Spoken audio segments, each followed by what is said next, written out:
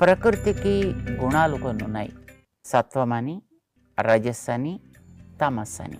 ప్రకృతి వల్ల తయారైందే శరీరం కూడా కనుక ఈ శరీరం కూడా ఆ 3 గుణాలు కలిగి ఉంటుంది.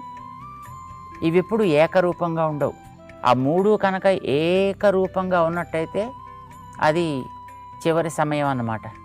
అంటే ప్రళయం అంటారు దాన్ని. అలాగే ఈ దేహంలో ఉండేటటువంటి ఈ సత్వరజస్తమస్సుల్లో కూడా జరిగేటటువంటి హెచ్చు తగ్గుల కారణం చేతనే రకరకాల పనులు జరుగుతూ ఉంటాయి.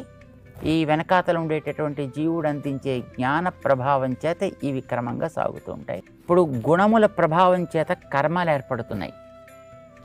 కర్మల వల్ల వీటికి వెనకాతల కొన్ని రికార్డ్స్ ఏర్పడుతున్నాయి, వాసనలు ఏర్పడుతున్నాయి.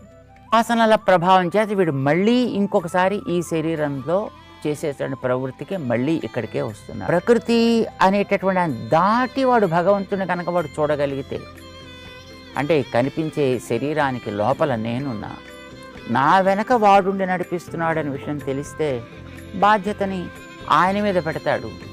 వీడు గుణములకి దూరంగా ఉండగలుగుతాడు. ఎందుకంటే ఆయన అన్నిటిని నడిపించగలుగుతాడు కనుక.